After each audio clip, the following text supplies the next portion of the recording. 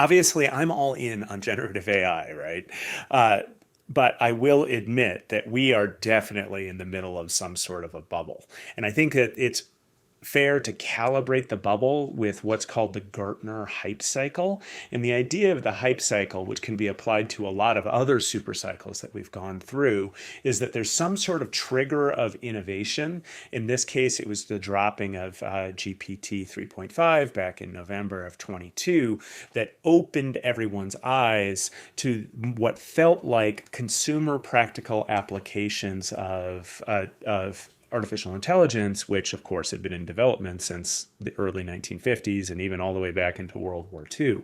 And then you have this rapid increase of enthusiasm and investment and hype and all of these things. And at the moment, we're in about $600 billion in investment into the field, which is a pretty eye-popping number when you think about just how little is actually being monetized yet in the area. Most of that 600 billion is going to the NVIDIAs of the world and the picks and shovels, which frankly aren't really an accessible area for most mortals outside of retail investors who want to participate in those companies. The other companies, once you strip away that hardware component, OpenAI is doing about 3 billion in revenue, which is really impressive. It went from nothing to 3 billion in revenue.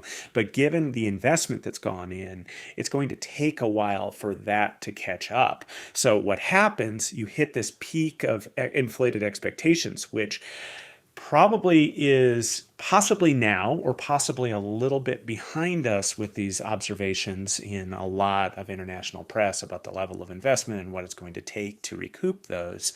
And then you start adding in a downslope of negative experiences that people are having because they've been told that this is the best thing since sliced bread and that it's electricity or it's steam, which I do think it's similar to electricity or steam, but it's not really ready for prime time as far as changing the way that we do business.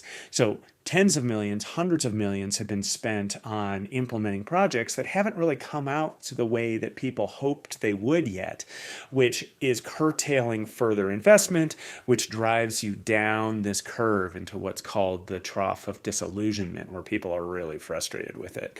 And they start being much more choosy about the types of projects they're pursuing. I think we're going to see a lot of investment fallout of companies that are within that trough right there as they're running out of runway and they're not really finding a way to monetize themselves quite yet. However, there is a light at the end of the tunnel, and it's generally called the slope of enlightenment as you rise out of that trough. And I'll point out that we like to look back at the bubble, the 2000 bubble of web, right? Billions of dollars were invested. We went through this same cycle. It all crashed. The markets crashed. It was absolutely terrible. But here we are 24 years later, and literally trillions of dollars of global GDP is tied up in web and web-related type industries. I think the same thing is going to happen within AI and generative AI.